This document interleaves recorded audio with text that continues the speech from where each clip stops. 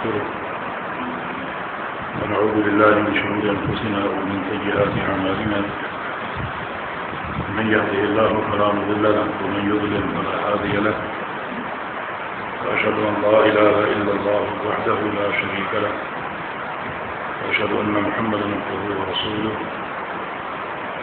أما بعد فإن خير الحديث كتاب الله وخير الهدي هدي محمد صلى الله عليه وسلم وشر الأمور محدثاتها وكل محدثة بدعة وكل بدعة ضلالة وكل ضلالة في النار من يطع الله ورسوله فقد رشد واهتدى ومن يعص الله ورسوله فقد ضل وغوى اللهم صل على محمد وعلى آل محمد كما صليت على إبراهيم وعلى آل إبراهيم إنك حميد مجيد اللهم بارك على محمد وعلى آل محمد كما باركت على إبراهيم وعلى آل إبراهيم إنك حميد مجيد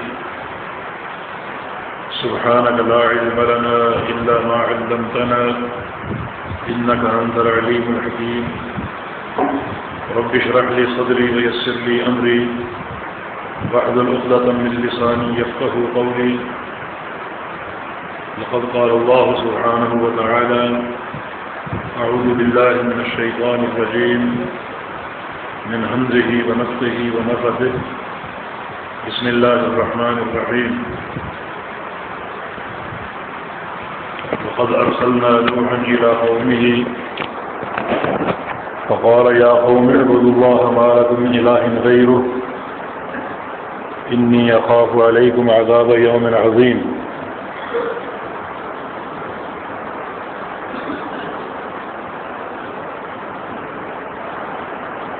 محترم علماء کرام اور حاضرین مجلس،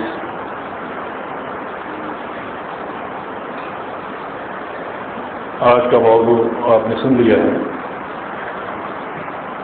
سب سے پہلے توحید۔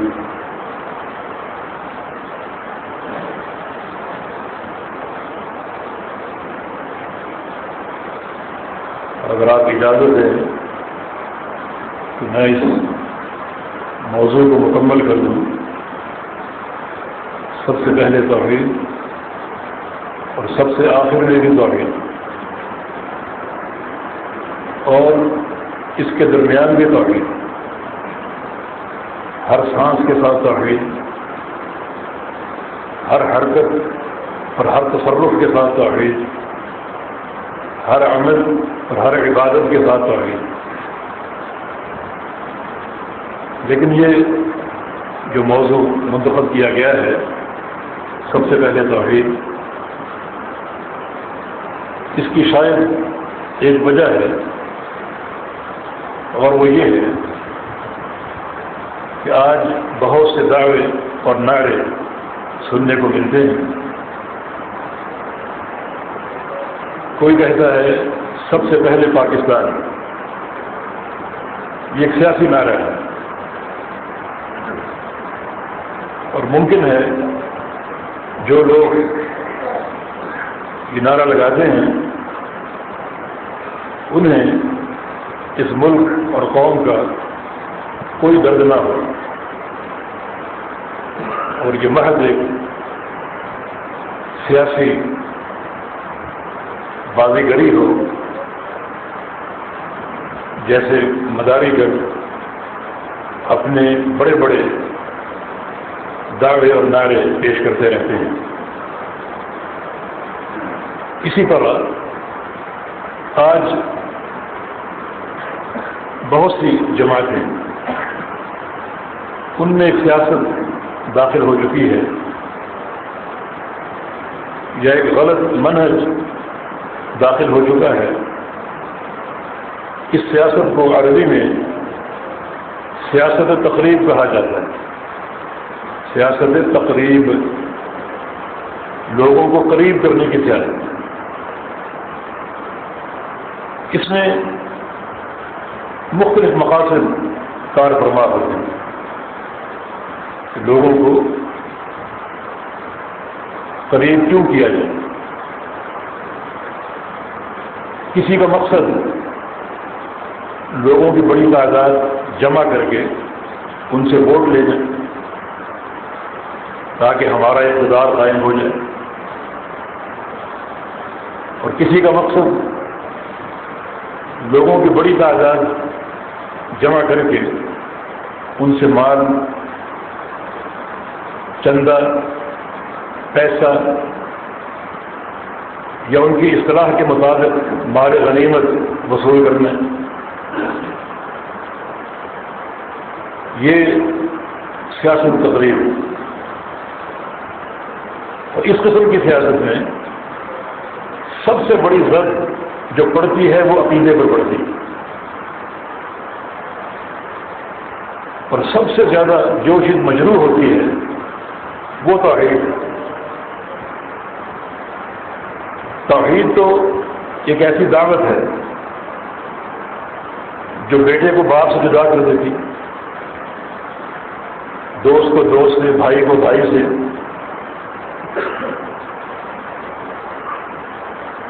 یہاں قربت اور محبت کی بنیاد صرف کلمہ لا الہ الا اللہ ہے اور اللہ کی رضا ہے، اس کی توحید ہے۔ الحب فی اللہ والبغض فی اللہ، من احب للہ وابغض للہ واعطى للہ ومنع للہ فقد استکمل الایمان۔ عقیدہ توحید اس قسم کی سیاستوں کو بالکل نہیں جانتا۔ یہاں قریب ہونے یا قریب کرنے کی اساس کلمہ لا الہ الا اللہ ہے، کوئی سیاست نہیں ہے، کوئی ترغیب نہیں ہے، کوئی ترغیب نہیں ہے۔ مسیلمہ کذاب نے رسول اللہ صلی اللہ علیہ وسلم سے اسلام قبول کرنے کی شرط باندھی تھی کہ یا تو ایسا کر لیں کہ دیہاتوں پر آپ کی حکومت ہو، شہروں پر میری ہو، تو میں اسلام قبول کر لیتا ہوں، اور میں اکیلا نہیں آؤں گا بلکہ میرے ساتھ لاکھوں افراد آئیں گے۔ یہ ایک عجیب شرط تھی توحید میں آنے کی، اسلام قبول کرنے کی، مگر دین اس قسم کی سیاستوں سے بہت دور ہے، بہت عرفہ اور اعلیٰ ہے۔ اتفاق سے رسول اللہ صلی اللہ علیہ وسلم کے ہاتھ میں ایک تنکا تھا، فرمایا کہ اے مسلمہ، اگر تو اسلام قبول کرنے کے لیے اس تنکے کی شرط لگا دے، مجھے یہ تنکا مل جائے تو میں اسلام قبول کر لوں گا لاکھوں افراد کے ساتھ، تو تیری یہ شرط ناقابل قبول ہے۔ ہم اس قسم کی سیاستوں کو نہیں جانتے، اور آپ بڑے استغنا سے کھڑے ہو گئے، اور ہمارے کو بات اگر کہنی ہے تو میرا خطیب ثابت بن قیس موجود ہے، اس سے کر لینا۔ اور ایک عالم استغنا نے وہاں سے اٹھے اور تشریف لے گئے۔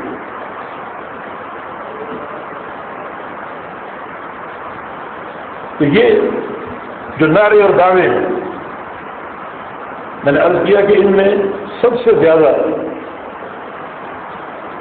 عقیدے پر غلط پڑ گئی، کیونکہ توحید خالص یہ بہت سارے لوگوں کے اکٹھا ہونے میں رکاوٹ ہے۔ منہم المؤمنون واکثرہم الفاسقون۔ مومن ہمیشہ تھوڑے ہوتے ہیں، سچے عقیدے والے، سچی توحید والے، اور فاسق ان کے جھمگٹے ہوتے ہیں۔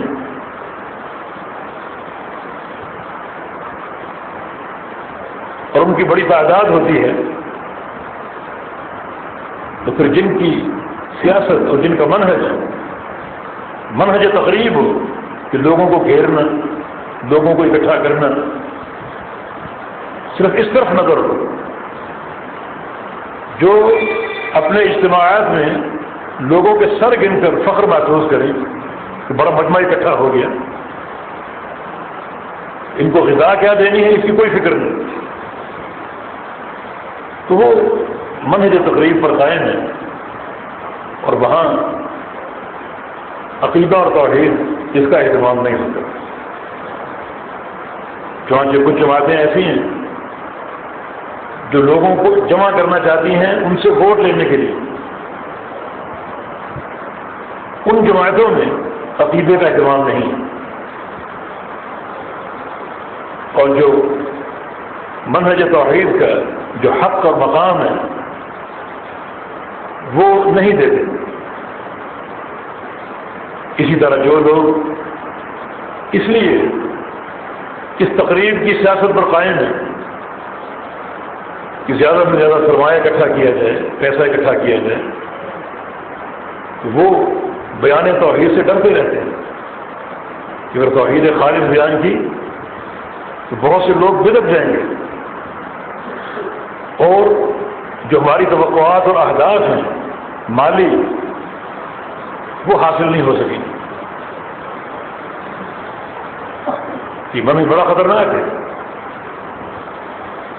الحمدللہ ہمارا منہج، ہمارا دعویٰ یہ ہے کہ سب سے پہلے توحید. اگر کوئی آ کر ملتا ہے تو توحید کی بنا پر ملے تو اس کا ملنا قابل قبول ہے، ورنہ نہیں. نہ کوئی ترغیب، نہ کوئی ترغیب، نہ کوئی لالچ، نہ کوئی ڈر، نہ کوئی خوف. سب سے پہلے توحید. اور یہ وہ منہج ہے مبارک اور پاکیزہ جو انبیاء کرام نے پیش کیا. اور اس منہج کا منکر یا اس منہج میں تساہل برتنے والا سارے انبیاء کی دعوت کا منکر ہے یا ان کی دعوت کی تفنید کرنے والا ہے. اللہ رب العزت نے جو ارواح سے میثاق لیا تھا وہ توحید پر لیا تھا. الست بربکم، میں تمہارا رب نہیں ہوں؟ قالوا بلا، سب نے کہا کہ کیوں نہیں یا اللہ تو ہمارا رب ہے. یہ پہلا میثاق ہے جو عقیدے پر ہے، توحید پر ہے، کسی اور مسئلے پر نہیں ہے. کہ اللہ رب العزت نے انہی ارواح پر انسانوں کو پیدا کیا. یہ ارواح جب کوئی نفس پیدا ہوتا تو ان ارواح میں سے ایک روح اللہ کے امر سے اس نفس میں منتقل ہو جاتی. نبی علیہ السلام کی حدیث ہے الارواح جنود مجندہ. یہ روحیں ایک مقام پر موجود ہیں اور یہ بیرکوں میں فوجیوں کے معنی ہیں. فوجی آتے ہیں جاتے ہیں، کسی مہم کے لیے فوجی جا رہے ہیں اور کسی مہم سے فوجی فارغ ہو کر لوٹ رہے ہیں. اس طرح روحیں آ بھی رہی ہیں، جا بھی رہی ہیں. جو لوگ پیدا ہو رہے ہیں ان کی روحیں جا رہی ہیں، جو لوگ مر رہے ہیں ان کی روحیں لوٹ رہی ہیں. انہی ارواح جن سے اللہ رب العزت نے توحید کا میثاق لیا، ان کو اللہ نے پیدا کیا. پہلا بندہ آدم علیہ السلام، اور پھر انسان اور ان کی تخلیق کا عمل ایک تسلسل کے ساتھ شروع ہو گیا اور سارے لوگ فطرت اسلام یعنی توحید پر قائم تھے. توحید میں کوئی خلل نہیں تھا. اب معصیتیں رونما ہوتی تھی، جیسے آدم علیہ السلام کے دو بیٹے حابیل اور قابیل. قابیل نے حابیل کو قتل کر دیا حسد کی بنا پر. معصیتیں ہوتی تھیں لیکن توحید میں کوئی اضطراب نہیں تھا. لوگوں کے عقیدے فطرت سلیمہ یعنی توحید خالص پر قائم تھے اور یہ توحید کا سلسلہ 10 صدیاں قائم رہا، 1000 سال تک قائم رہا. کوئی شرک نہیں. اس دوران کچھ انبیاء آئے، ادھر شیس علیہ السلام ہے، ادریس علیہ السلام ہے،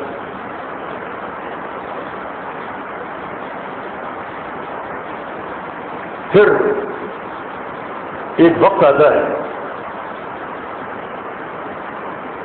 جب شیطان اپنا تیر چلانے میں کامیاب ہو. اس سے پہلے وہ کوشش کرتا رہا لیکن ناکام رہا.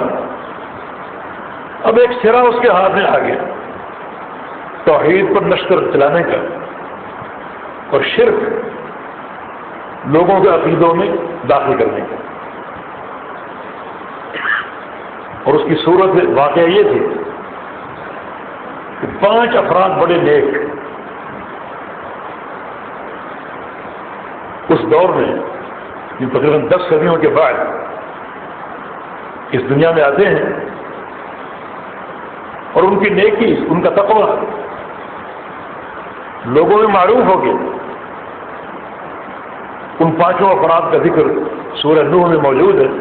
وقالوا لا تذرن آلهتكم ولا تذرن ودا ولا سواعا ولا يغوث ويعوق ونسرا. یہ 5 بڑے نیک بزرگ تھے. ود، سواع، یعوق، یغوث اور نصر بہت ہی نیک عبادت گزار اور انتہائی اخلاق جمیلہ پر قائم یہ نیک افراد تھے. اور لوگ ان کی بڑی عقیدت اور احترام کیا کرتے تھے.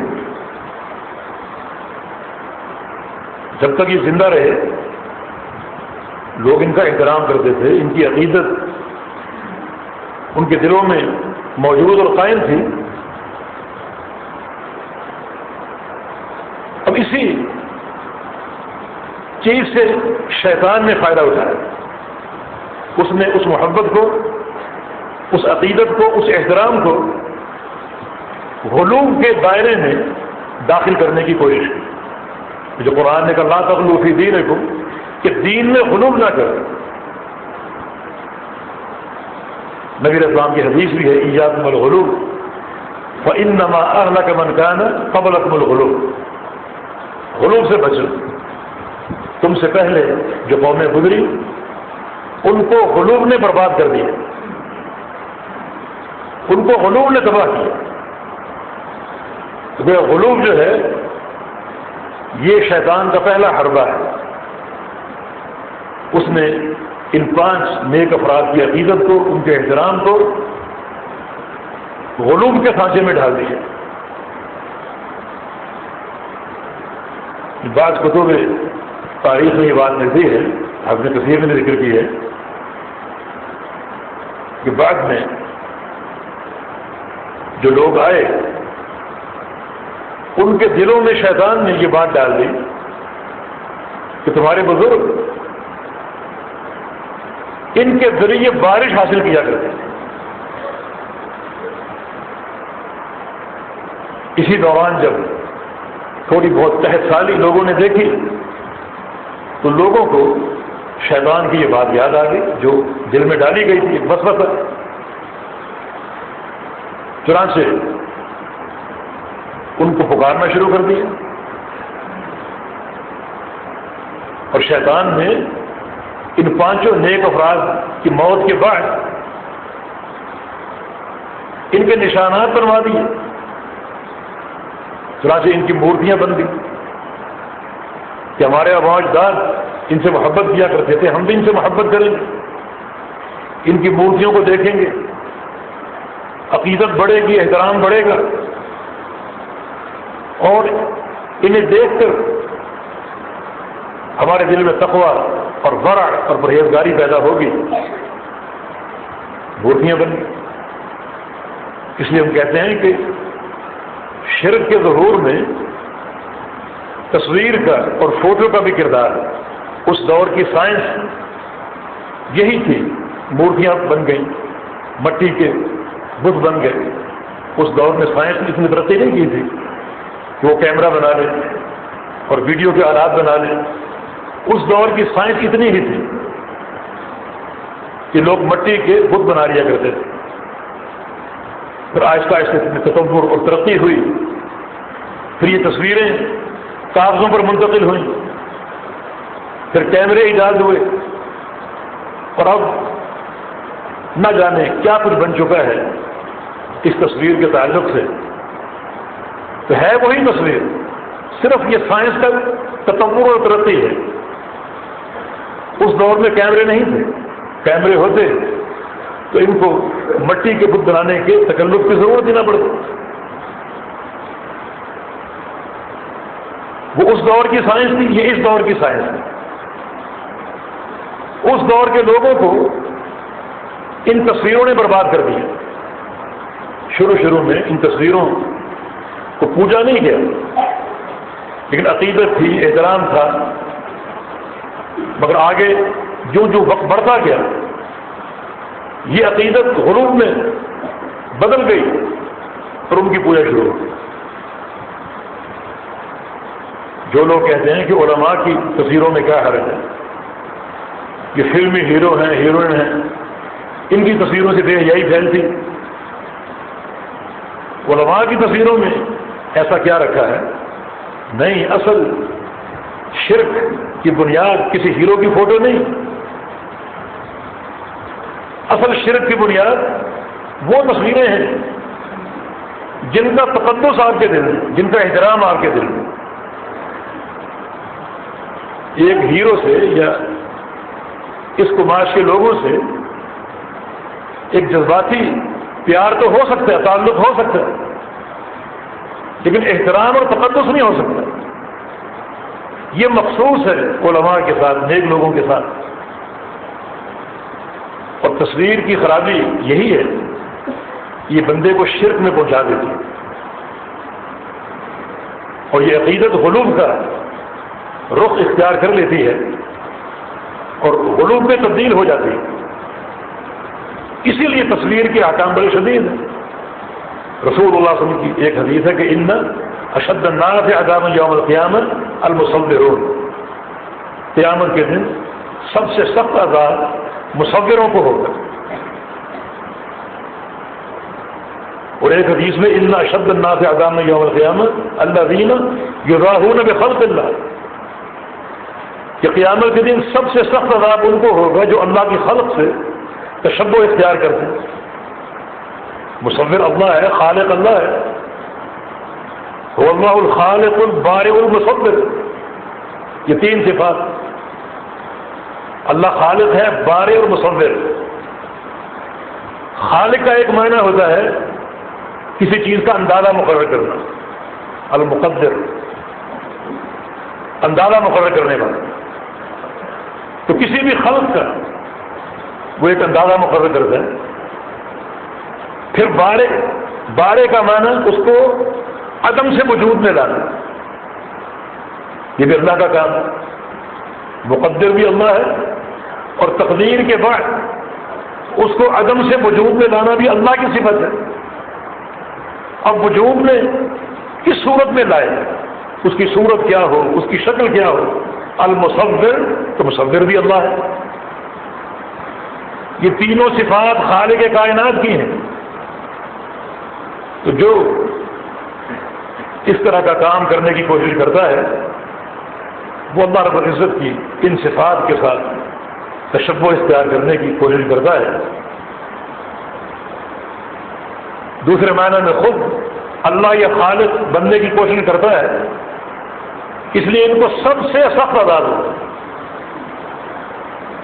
جس کی مقدار کا نبی علیہ السلام کے حدیث سے ذکر ہوتا ہے کہ اللہ رب العزت اس کی بنائی تصویروں کو قیامت کے دن اس کے سامنے رکھ دے گا اور اس کو حکم دے گا کہ اس میں جان ڈالو، روح پھونکو. اس میں روح پھونکو گے تو چھوٹو گے. اب روح پھونک سکے گا کوئی؟ روح تو اللہ کے امر سے ہے. آپ کے ذہن میں ایک اندازہ آ سکتا ہے کہ میری تخلیق کا فلاں شاہکار ہے، اس کی تصویر آپ منتقل کر سکتے ہیں اپنی پینسل کی مدد سے یا کیمرے کی مدد سے. روح کون پھونک سکتا ہے؟ تم نے جو کام دنیا میں کیا، قیامت کے روز اس میں روح پھونکنی پڑے گی، پھر جان چھوٹے گی. کتنا یہ بھیانک عذاب ہے. تو یہ ہے شرک کا نقطہ آغاز. فوٹو اور غلو، تصویر اور غلو، اور یہ دونوں چیزیں آستے ہیں عقیدے کے لیے۔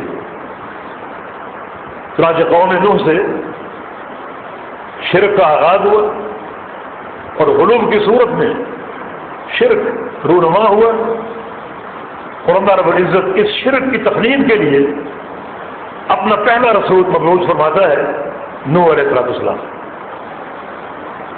یعنی پہلا وہ رسول جس کو شرک کا مقابلہ کرنا پڑا، جس کو مشرک قوم سے وابستہ پڑا، وہ نوح علیہ السلام۔ اس سے پہلے 10 صدیاں توحید تھی اور لوگ فطرت سلیمہ پر قائم تھے اور عقیدہ توحید پر قائم تھے۔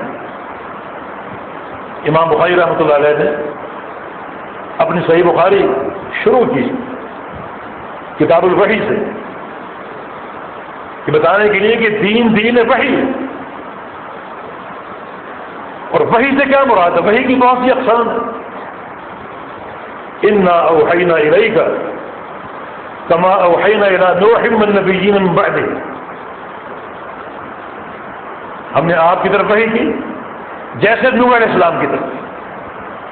بطور خاص اس آیت کریمہ کا انتخاب کیا جس میں نوح علیہ السلام کا ذکر۔ نوح اول مرسل ہیں اپنی قوم کی طرف، اور نبی علیہ السلام اور نوح علیہ السلام کی دعوت میں یہ تقارب اور تشابہ ہے کہ دونوں کو ایک مشرک قوم سے واسطہ پڑا، اور دونوں نے اپنی اس دعوت میں شرک کی تسنید کی،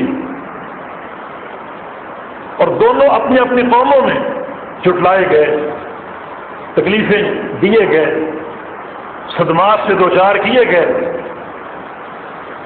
یہ صورتحال ہر نبی کی ہے، اس لیے بعد میں دیگر انبیاء کا بھی ذکر ہے، لیکن نوح علیہ السلام کا نام جس آیت کریمہ میں ہے اس کے انتخاب کی وجہ یہ ہے کہ نوح علیہ السلام کو پہلے رسول ہیں، پہلے نبی ہیں جنہیں ان حالات کا سابقہ ہوا اور سامنا کرنا پڑا۔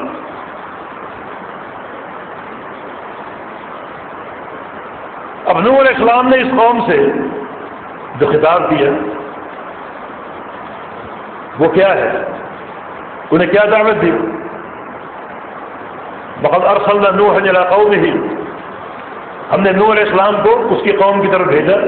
فقال، نوح علیہ السلام نے کیا فرمایا؟ یا قوم اعبدوا اللہ، اے قوم، اے میری قوم، اللہ کی عبادت کرو۔ ما لکم من الہ غیرہ، تمہارا اس کے سوا کوئی معبود نہیں۔ اور توحید کی دعوت انہی دو صورتوں کے ساتھ، اثبات اور نفی۔ اعبد اللہ اثبات ہے، ایک اللہ کی عبادت کرو، ایک اللہ کی عبادت کرو، اور اس بات کے ساتھ دعوت توحید پوری نہیں ہوتی۔ اللہ تعالیٰ کی عبادت کی دعوت کے ساتھ ساتھ ہر معبود باطل کا انکار، ہر معبود باطل کی نفی۔ زیادہ آگے فرمایا کہ ما لکم من الہ غیرہ، تمہارا اللہ کے سوا کوئی معبود نہیں، اگر ہیں تو وہ بنا لیے گئے، وہ معبود باطل ہے۔ معبود حق صرف ایک اللہ ہے، اس کے سوا تمہارا کوئی معبود نہیں۔ یہ دعوت توحید نفی اور اثبات کے ساتھ، ہر غیر اللہ کی نفی اور ایک اللہ رب العزت کی توحید کا اثبات، اور ساتھ ہی انجام کا ذکر کریے۔ انی اخاف علیکم عذاب یوم عظیم، اے میری قوم اگر اپنی شرک سے باز نہ آئے تو مجھے تم پر ڈر ہے، خوف ہے یوم عظیم کے عذاب کا۔ یوم عظیم قیامت کا دن، جو قیامت کے دن اللہ رب العزت کا عذاب ہے، تم اس کے لپیٹے میں آ جاؤ گے یقینی طور پر، کیونکہ شرک کی سزا جہنم،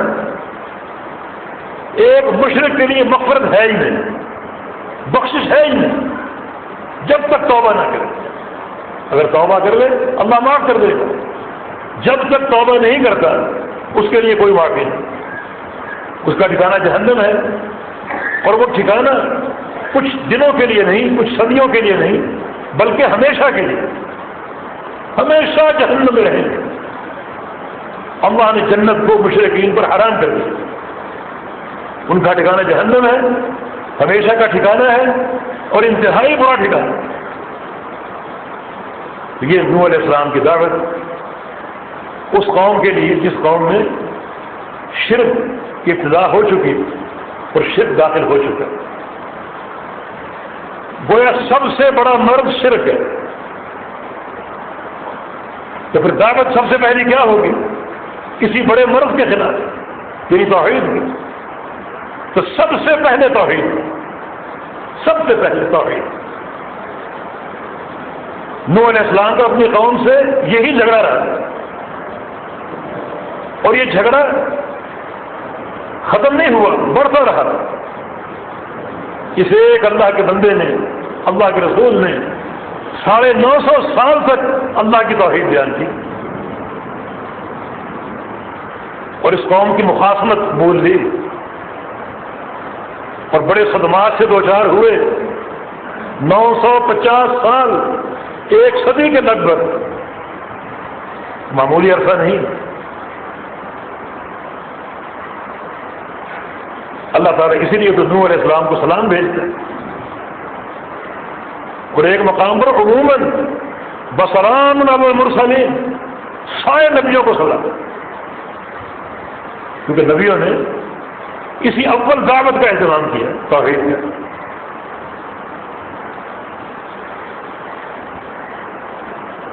مشرکین کی عداوت برداشت کی، ان کے طعنے برداشت کیے، ان کی ماریں برداشت کی، لیکن منہج پر قائم رہے، منہج توحید پر اور شرک کی تفنید پر، اس پر قائم رہے. یہ صابرین کی جماعت جن کو اللہ نے استقامت دی، یہ سلام کی مستحق، اللہ ان کو سلام بھیجتے. تو یہ اول دعوت، نوح علیہ السلام اول رسول جن کو اللہ نے پابند کیا کہ اپنی قوم کو دعوت دو. تب جب قوم میں شرک پیدا ہو چکا تھا تو دعوت کا آغاز اس شرک کی تقلید کے لیے ہوا. تو سب سے پہلے توحید، پہلی دعوت توحید. اسی منہج پر سارے انبیاء ہیں. آپ قرآن پڑھتے تھے، قرآن پاک میں صالح علیہ السلام کی دعوت، شعیب علیہ السلام کی دعوت، ہود علیہ السلام کی دعوت، ابراہیم علیہ السلام کی دعوت، موسیٰ علیہ السلام کی دعوت، اسی منہج توحید پر ہے. اول دعوت یہی تھی توحید. وما ارسلنا من قبلک من رسول الا نوحی الیہ انہ لا الہ الا انا فاعبدون. ہم نے آپ سے قبل جتنے بھی رسول بھیجے انہیں یہ وحی کی کہ میرے سوا کوئی معبود نہیں، میری عبادت کرو. یہ ہر نبی کی یہ دعوت ہے. حدیث میں آتا ہے نا کہ الانبیاء اخوۃ العلات، کہ انبیاء علاتی بھائی ہیں آپس میں. انبیاء کا آپس میں رشتہ کیا ہے؟ علاتی بھائی. بھائی تین طرح کے ہوتے ہیں، حقیقی، علاتی اور اخیاقی. حقیقی بھائی وہ جن کی ماں اور باپ ایک ہو. علاتی وہ جن کا باپ ایک ہو، مائیں مختلف ہوں. جیسے شخص کی کئی شادیاں ہوں، ہر بیوی سے اولاد ہو، تو آپس میں وہ علاتی بھائی، باپ ایک ہے، مائیں مختلف ہیں. اور اخیاسی بھائی جن کی ماں ایک ہو، باپ مختلف ہو. جیسے ایک عورت کسی سے نکاح کر کے بیوہ ہو جائے، مطلقہ ہو جائے، پھر کسی اور سے نکاح کر لے اور دونوں شوہروں سے اولاد ہو، یہ آپس میں اخیاسی بھائی ہیں. یہ انبیاء علاتی بھائی کیوں ہیں؟ دینہم واحد، اصلہم واحد. ان کا اصل ایک ہے، فروع میں اختلاف ہے. جیسے علاتی بھائی ان کا اصل باپ ایک ہے، مائیں مختلف، بطون مختلف. ان سب انبیاء کا اصل ایک ہے اور وہ دعوت توحید. اس میں کسی نبی کی دعوت میں کوئی فرق نہیں. اور فروع مختلف ہیں. کسی نبی کو 2 نمازیں دی، کسی کو 5 نمازیں دی. فروع مختلف ہیں اصل ہر نبی کا ایک ہے اور وہ دعوت توحید. واسأل من ارسلنا من قبلك من رسلنا اجعلنا من دون الرحمن آلهة يعبدون. اے محمد صلی اللہ علیہ وسلم، جو آپ سے قبل ہم نے رسول بھیجے ان سب سے سوال کرو، ان سب سے پوچھو کہ کیا ہم نے ان انبیاء کی دعوت میں یا ان کے دور میں رحمان کے سوا کسی اور معبود کا تعین کیا؟ کسی نبی کی دعوت میں اللہ کے سوا کسی اور معبود کا نام ملتا ہے؟ سب سے پوچھو. نوح علیہ السلام سے پوچھو، ابراہیم علیہ السلام سے پوچھو، صالح علیہ السلام سے پوچھو، شعیب علیہ السلام سے پوچھو، ہود علیہ السلام سے پوچھو، یحییٰ، زکریا، سب سے پوچھو، موسیٰ علیہ السلام، عیسیٰ علیہ السلام، سب سے سوال کرو. کسی نبی کی دعوت میں کسی اور معبود کا ذکر ملتا ہے؟ کسی اور معبود کا نام ہے؟ اللہ کی طرف سے آیا ہو یا نبی نے پیش کر دیا ہو؟ پوچھ لیجیے. سوال یہ کہ نبی علیہ السلام کیسے پوچھیں؟ یہ انبیاء تو فوت ہو چکے، انبیاء تو فوت ہو چکے، یہ ہمارا عقیدہ ہے. انبیاء فوت ہو چکے سارے نبی، اور ان کی برزخی حیات ان پر قائم ہے. لوگ کہتے ہیں ابھی تک دنیاوی حیات ہے. اس سے بڑی توہین کیا ہوگی؟ سب سے ناقص زندگی دنیاوی زندگی. اور اگر انسان مرنے کے بعد کامیاب ہو جائے تو اس کی زندگی کامل ہے، یہ برزخی زندگی. اور قیامت میں جنت میں سب سے اکمل زندگی ہوگی اس کی. تو آپ کہیں کہ ابھی تک وہ دنیاوی زندگی جی رہے ہیں. یہ کون سا نبی کا احترام ہے؟ برزخی زندگی، اس میں جنت بھی ملتی ہے، اللہ کی رضا اور محبت، جنت کی نعمتیں، جنت کی خوشبوئیں، جنت کی ہوائیں. یہ برزخی حیات کے ساتھ ہے، دنیوی حیات کے ساتھ نہیں. تو انبیاء فوت ہو چکے اور برزخ حیات میں اللہ رب العزت کی نعمتوں سے متمتع ہو رہے ہیں.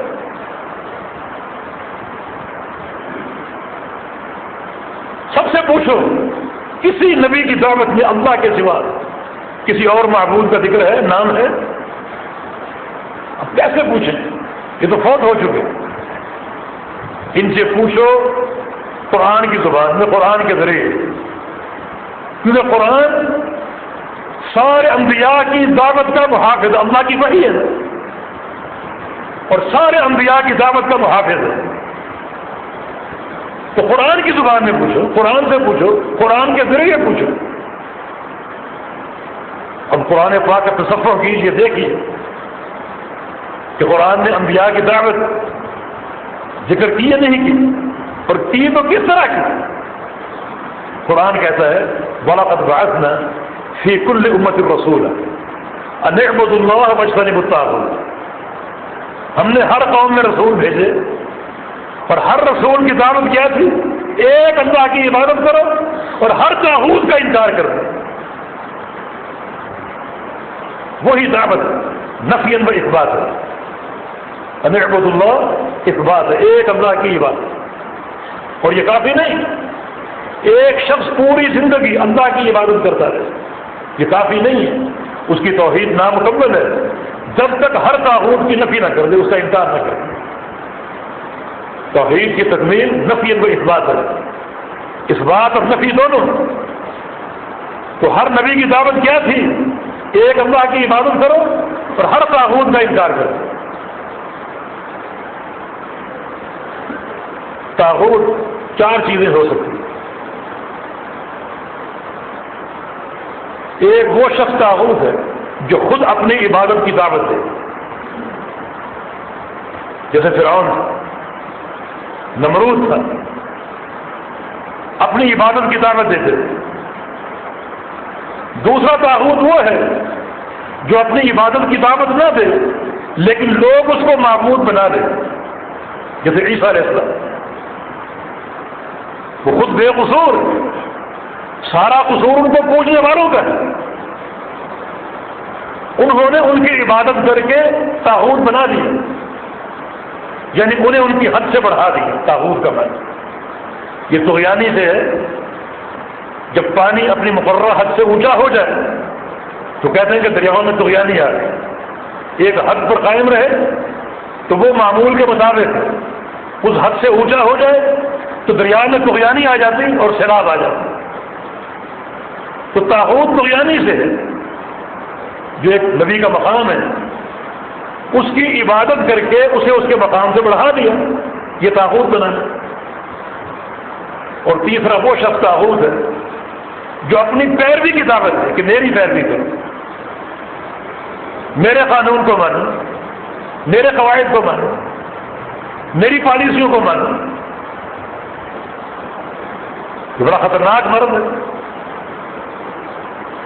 جن لوگوں کے دلوں میں صحیح عقیدے کی معرفت ہے وہ اس سے ابا کرتے ہیں۔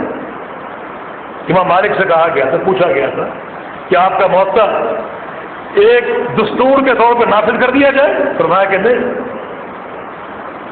دستور اللہ کی وحی قرآن و حدیث ہے، موطا میں میرے اجتہادات ہیں، میرے فقہی اقوال ہیں، میرے استنباطات ہیں، میری بلاغات ہیں۔ دستور اللہ کی وحی اور یہ منہج صدق و عدل ہے کہ اللہ کی وحی قائم ہے۔ تو جو شخص اپنی اطاعت کی دعوت دے کہ میری سنو، میری مانو، میری پالیسیاں، میرے احکام، وہ طاغوت بن گیا۔ اور چوتھا وہ جو خود اپنی اطاعت کی دعوت نہ دے لیکن لوگ اس کو پکڑ لیں، ہم نے اس کی ہر بات لے لی۔ معصوم صرف نبی کی ذات ہے، آپ نے ایک فرد واحد کے دامن کو تھام لیا اور پورے دین کی عمارت اس کے سر پہ کھڑی کر دی، اس کے کاندھوں پر تعمیر کر دی، تو آپ نے اس کو اس کی حد سے بڑھا دی۔ معصوم صرف اللہ کے نبی اور کوئی نہیں، معصوم صرف اللہ کے نبی اور کوئی نہیں، صرف اللہ کے نبی کی اطاعت اللہ کی اطاعت ہے، کیونکہ مستحق اطاعت نبی بھی نہیں، اللہ نبی اس لیے ہے کہ وہ اللہ کی بات پیش کرتے ہیں۔ باقی جو لوگ ہیں، افراد ہیں، دعوت پیش کرتے ہیں تو ان کی دعوت کو پرکھا جائے گا، اس کسوٹی پر پیش کیا جائے گا۔ قرآن و حدیث کے مطابق ہے تو قابل قبول ہے، مطابق نہیں ہے تو مردود ہے۔ اور آپ اس کے باوجود کہ ان کا قول حدیث کے خلاف ہے، حدیث کو چھوڑ دیں، ان کے قول کو لے لیں، تو آپ نے اس شخصیت کو طاغوت بنا دیا، اسے اس کی حد سے بڑھا دیا۔ یہ مقام محمد رسول اللہ صلی اللہ علیہ وسلم کا ہے اور کسی کا نہیں۔ اس میں غلطی کس کی؟ آپ کی، ان کی نہیں، وہ تو بری ہو چکے۔ امام حنبل نے فرمایا تھا لا تقلدنی لا تقلد الشافعی ولا اوزاعی ولا مالک وخذ من حیث اخذ۔ امام احمد کا قول، میری تقلید نہ کرو، شافعی کی تقلید نہ کرو، اوزاعی کی تقلید نہ کرو، مالک کی تقلید نہ کرو، بلکہ تم دین وہاں سے لو جہاں سے انہوں نے لیا۔ انہوں نے کہاں سے لیا؟ نور وحی سے، وحی الہی سے، کتاب و سنت سے، قرآن و حدیث سے، تم بھی وہیں سے لو۔ امام ابو حنیفہ رحمہ اللہ فرما گئے کہ جو شخص میرے کسی قول کی دلیل نہیں جانتا، حرام ہے اس پر کہ وہ میرے قول کا فتویٰ دے۔ تو بڑی ذمہ کہ میرا کوئی قول آ جائے تو تم یہ دیکھو میں نے یہ قول کہاں سے لیا، اگر اس کی دلیل ملتی ہے تو اس کا فتویٰ دو، دلیل نہیں ملتی تو اس قول کا فتویٰ دینا حرام ہے، وہ بری ہے۔ قصوروار ہم ہیں کہ پورے دین کی عمارت کو ان کے سر پہ قائم کر دیا، اور معاملہ یہاں تک پہنچ چکا ہے کہ ان کا فتویٰ آ جائے قرآن کے خلاف یا حدیث کے خلاف تو قرآن کو چھوڑ دیتے ہیں، حدیث کو چھوڑ دیتے ہیں۔ بلکہ ان کے ایک بہت بڑے عالم امام ترخی یہاں تک لکھتے کہ قرآن کی کوئی آیت اگر قول امام کے خلاف ہو تو اس کا آخری حل یہ ہے کہ آیت منسوخ ہے اور قول امام ناسخ ہے۔ حدیث اگر قول امام کے خلاف ہو تو آخری حل یہ ہے کہ حدیث منسوخ ہے اور قول امام ناسخ ہے۔ ہم کہتے ہیں کہ رسول اللہ صلی اللہ علیہ وسلم وہ واحد شخصیت ہے اس امت میں جن کا ہر فرمان دلیل ہے، حجت ہے. ان کی بات کو سن کر دلیل پوچھنا کفر ہے. یہ مقام کسی اور کو دے دیا جائے، ہمارے فلاں امام، فلاں لیڈر، فلاں قائد، ان کی ہر بات ہمارے لیے قابل قبول ہے، تو وہی تو یعنی سرکشی.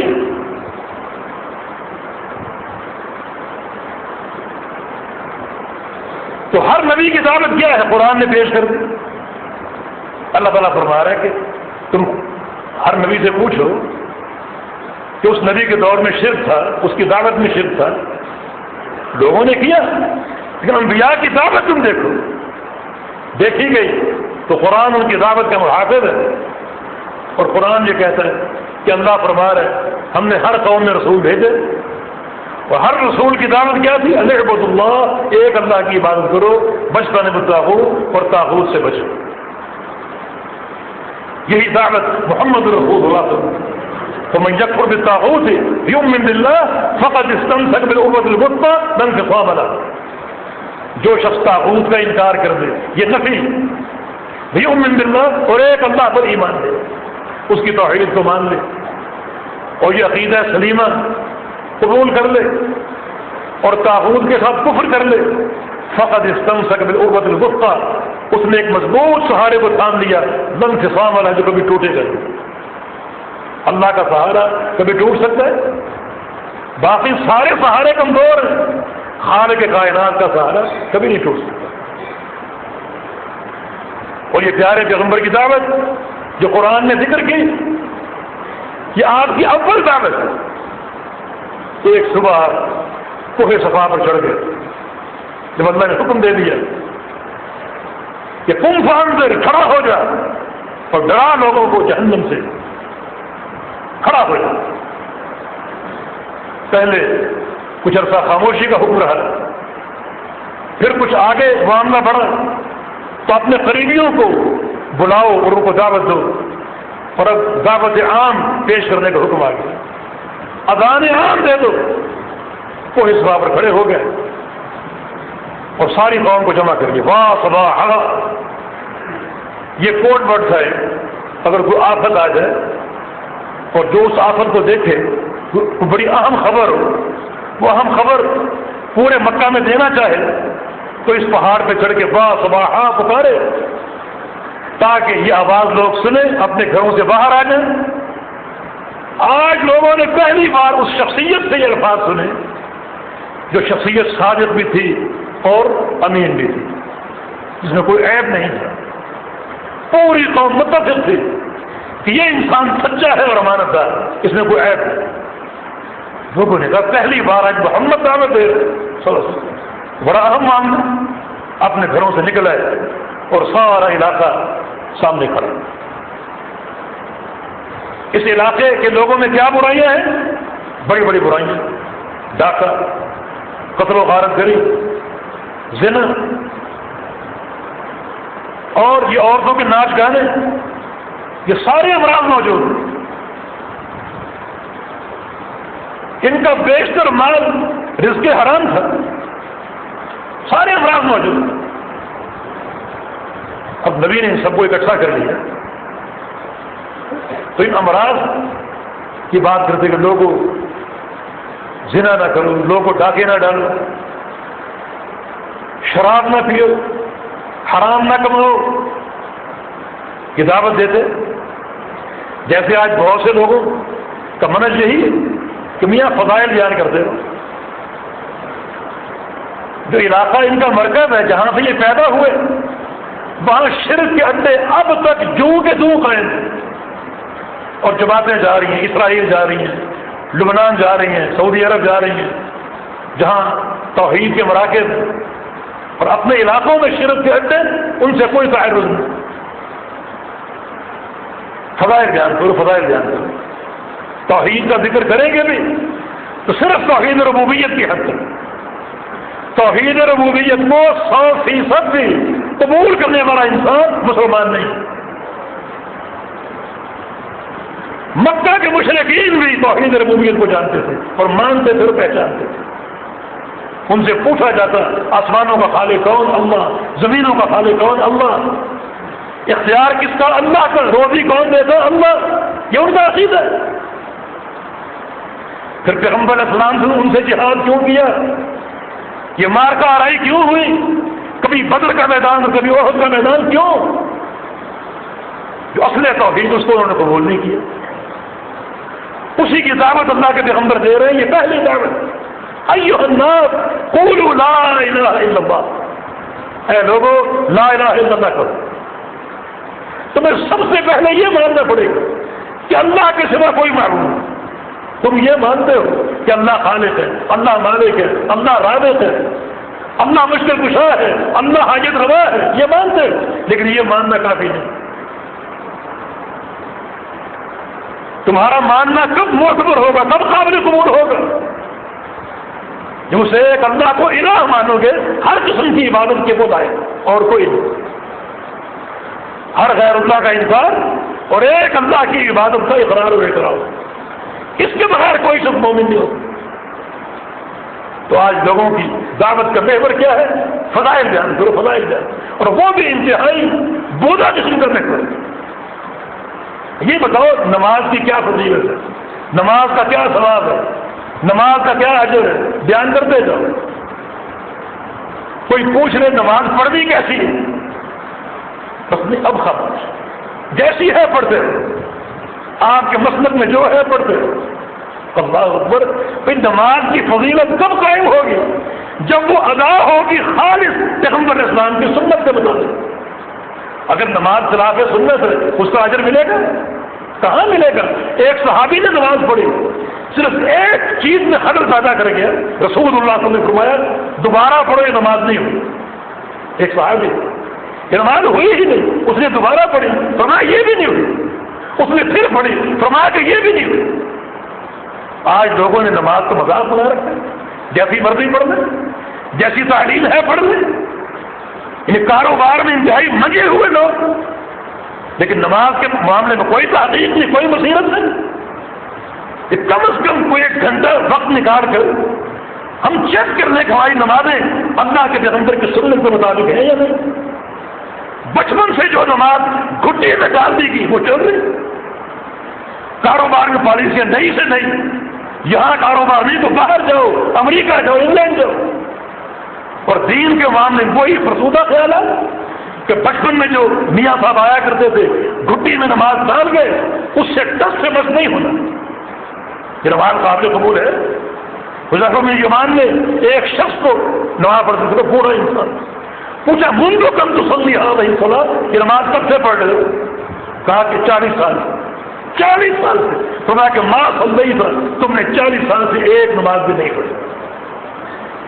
اور ساتھ ہی فرما دیا بولو متع علی ھذا لمتع علی غیر فطرت محمد صلی اللہ علیہ وسلم. اگر یہی نماز پڑھتے پڑھتے مر گئے تمہاری موت اللہ کے پیغمبر کے دین پر نہیں ہو. ہمارے دین کی بنیاد نماز ہے، صلاۃ و عماد الدین. جب دین کا عماد ہی نہیں، ستون ہی نہیں، تو باقی کیا بچا تمہارے پاس؟ یہ بڑے اہم معاملات ہیں، ان میں بصیرت چاہیے. تو رسول اللہ صلی اللہ علیہ وسلم کی جو پہلی دعوت تھی وہ کیا تھی؟ کہ لوگوں لا الہ الا اللہ کہو، اس بات کا اقرار کرو کہ اللہ کے سوا کوئی معبود ہے ہی نہیں. اور اگر لوگوں نے بنا دیے ہیں تو وہ جھوٹے ہیں، وہ معبودان باطل ہیں. اگر کہیں ہے لوگوں نے بنا رکھے وہ سب جھوٹے ہیں. معبود حق سچا معبود ایک اللہ. یہ آپ کی پہلی دعوت، ہر نبی کی پہلی دعوت، پہلی اور آخری، اور زندگی بھر کی پوری زندگی یہ دعوت قائم رہی. پہلے اس دعوت کا معاملہ عقیدے کا معاملہ ہے، اور عقیدے کا جو اصل ہے، جو اصل عقیدہ وہ توحید ہے. اللہ رب العزت توحید. جبریل امین نے پوچھا اسلام کیا ہے؟ فرمایا الاسلام ان تشہد ان لا الہ الا اللہ. پہلی بات گواہی دو کہ اللہ کے سوا کوئی معبود نہیں. اس کے بعد رسالت ہے، نماز ہے، روزہ ہے، حج ہے، زکات ہے. یہ اسلام. ایمان کا پوچھا ایمان کیا ہے؟ فرمایا الایمان ان تؤمن باللہ، اللہ پر ایمان لاؤ، اس کے بعد اللہ کے فرشتے، اللہ کی کتابیں، اللہ کے رسول، روز آخرت، تقدیر، لیکن پہلا جو جز ہے، جو رکن ہے، وہ ایمان باللہ ہے، پہلے توحید۔ پوچھا احسان کیا ہے؟ وہ احسان یہ ان تعبد اللہ کأنک تراہ فإن لم تکن تراہ فإنہ یراک، اللہ کی عبادت کرو اس طرح کہ وہ اللہ کو دیکھ رہے، اور اگر یہ نہیں تو اللہ تمہیں دیکھ رہے، یہ دو میں سے ایک بات ضرور ہو۔ تم اس مقام تک پہنچ جاؤ نماز پڑھتے ہوئے تو اللہ کو تم اپنے سامنے دیکھ رہے۔ مقصد یہ ہے کہ جب ایک شخص ہے مثلا وہ اپنی فیکٹری میں کام کر رہے اور اس کا باس سر پہ کھڑا ہے اور اپنے مالک کو دیکھ رہے، تو پھر وہ کتنا مؤدب ہو کر کام کرے گا اور پوری توجہ اور بصیرت کے ساتھ کام کرے گا، غافل نہیں ہوگا، کچھ کھائے گا نہیں، کچھ پیے گا نہیں، پوری توجہ کام کر دے گا۔ اس طرح ایک شخص کو اگر اس کا جو ایک تعلق باللہ ہے اس مقام تک پہنچ چکا ہے، وہ اللہ کو سامنے دیکھے نماز پڑھتے ہوئے، تو کوئی وہ منفی حرکت کرے گا، کسی غفلت کا مظاہرہ کرے گا نہیں۔ اور اگر یہ اسٹیج نہیں ہے تو یہ ہو کہ اللہ مجھے دیکھے۔ بہت سے لوگوں کو یہ بھی حاصل نہیں، نماز پڑھ رہے ہیں توجہ کسی اور طرف، ہاتھ مسلسل گھوم رہے ہیں، کبھی سر پہ، کبھی منہ پہ، کبھی داڑھی پہ، کبھی کپڑوں پر، مسلسل گردش میں۔ تو صرف اللہ ہی۔ اسلام کیا ہے؟ اللہ کی گواہی، توحید گواہی۔ ایمان کیا ہے؟ اللہ پر ایمان لاؤ۔ احسان کیا ہے؟ اللہ کی عبادت کرو ان مواصفات کے ساتھ۔ تو ہر عمل میں پہلے توحید ہے، پورا دین دین توحید ہے، اس دین کو دین توحید کہا ہے۔ احکام اور مسائل سارے توحید پر کھڑے اور توحید کی بنیاد پر قبول ہوتے ہیں۔ کل عبادی الذین آمنوا یقیموا الصلاۃ، میرے ان بندوں سے کہو جو ایمان لا چکے ہیں، جو اللہ کی توحید کی گواہی دے چکے ہیں، اس کی وحدانیت کا اقرار کر چکے ہیں، ہر معبود باطل کا انکار کر چکے ہیں، یہ ایمان۔ کل عبادی الذین آمنوا، میرے وہ بندے جو ایمان لا چکے ہیں ان سے اب کہو کہ یقیموا الصلاۃ، نماز قائم کرو۔ عمل کا ذکر بعد میں، صحت عمل اور قبولیت عمل یہ صحت ایمان پر ہے۔ قرآن میں بیشتر احکام یا ایھا الذین آمنوا کے بعد یہ پہلے ان کے ایمان کو ذکر کیا گیا۔ یا ایھا الذین آمنوا کتب علیکم الصیام، اے ایمان والو تم پہ روزے فرض کر دیے، تم روزے رکھو۔ جو ایمان والے ہیں، جو توحید قبول کر چکے ہیں، توحید سمجھ چکے ہیں، پہلے توحید، روزہ بعد میں۔ اس کا معنی یہ ہے کہ جس کا ایمان سلامت نہیں ہے، جس کے ایمان میں خلل ہے، گڑبڑ ہے، انحراف ہے، اگر وہ روزہ رکھے گا تو قطعاً قابل قبول۔ حدیث بھی اس کی وضاحت کرتی ہے، من صام رمضان ایمانا واحتسابا غفر له ما تقدم من ذنبه۔ من قام رمضان ایمانا واحتسابا غفر له ما تقدم من ذنبه۔ من قام ليلة القدر ایمانا واحتسابا غفر له ما تقدم من ذنبه۔ ایمان کی شرط۔ ومن يعمل صالحا وهو مؤمن، ایمان کی اساس، توحید کی اساس اور بنیاد۔ اس کا معنی ہے اس بنیاد کے بغیر عمل قبول نہیں، روزہ، حج، زکات، کوئی چیز قبول نہیں۔ پہلے توحید اور ساتھ ساتھ توحید، بھئی کوئی عمل توحید سے خالی ہے؟ ایک حدیث کی طرف آئی، نبی علیہ السلام سوال کیا گیا، 4 سوال کیے۔ ای صلاۃ افضل یا رسول اللہ، یا رسول اللہ سب سے افضل نماز کون سی؟ دوسرا سوال ای الصیام افضل، سب سے افضل روزہ کون سا؟ تیسرا سوال ای الحج افضل، سب سے افضل حج کون سا؟ اور چوتھا سوال ای الجہاد افضل، سب سے افضل جہاد کون سا؟ رسول اللہ صلی اللہ علیہ وسلم نے ان 4 سوالوں کا ایک ہی جواب دیا، ہر بار آپ جواب دے رہے ہیں، جواب ایک ہی ہے۔ فرمایا کہ اکثرھا للہ ذکرا، سب سے افضل نماز وہ ہے جس میں زیادہ اللہ کا ذکر ہو، سب سے افضل روزہ وہ ہے جس کے دوران زیادہ اللہ کا ذکر ہو، سب سے افضل جہاد وہ ہے جس کے ساتھ زیادہ اللہ کا ذکر ہو، سب سے افضل حج وہ ہے جس کے ساتھ زیادہ اللہ کا ذکر ہو۔ اور اللہ کا ذکر توحید کا ایک اہم باب ہے۔ کوئی ذکر توحید سے خالی نہیں، کوئی ذکر اللہ کے نام سے خالی نہیں۔ پورا اذکار کا باب آپ کھول کے بیٹھ جائیے، دعوات کا باب کھول کے بیٹھ جائیے، ہر ذکر میں، ہر دعا میں، ہر ورد میں اگر اللہ کا نام نہ ہو مجھے آگے پکڑ لیجیے۔ توحید، ذکر توحید ہے۔ فاذکرونی اذکرکم، اللہ کا ذکر، ذکر مصطفیٰ آج اصطلاح بن چکی ہے، اصطلاح باطل ہے۔ ذکر ایک عبادت ہے، ہر عبادت کا اللہ مستحق ہے۔ تو ہر عمل، اس کی قبولیت اور اس کی صحت توحید پر قائم ہے، اور ہر عمل کے ساتھ ساتھ توحید ہے۔ حج میں آپ تلبیہ پڑھ رہے ہیں، لبیک اللہم لبیک، توحید۔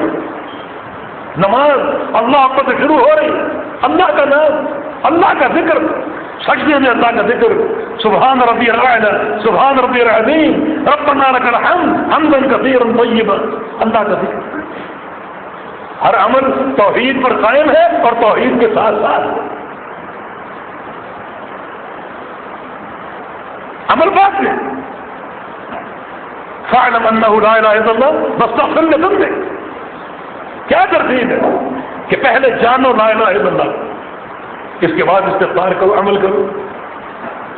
امام بخاری نے باب قائم کیا، باب العلم قبل القول والعمل، کہ ہر قول و عمل سے پہلے علم ہے۔ فاعلم، جانو، یہ علم ہے، اور قول کیا ہے؟ لا الہ الا اللہ۔ عمل کیا ہے؟ واستغفر لذنبک۔ وہ قول کیا ہے جس پر ہر عمل کی قبولیت قائم ہے؟ وہ لا الہ الا اللہ ہے، ایک اللہ کی توحید کا اقرار و اقرار۔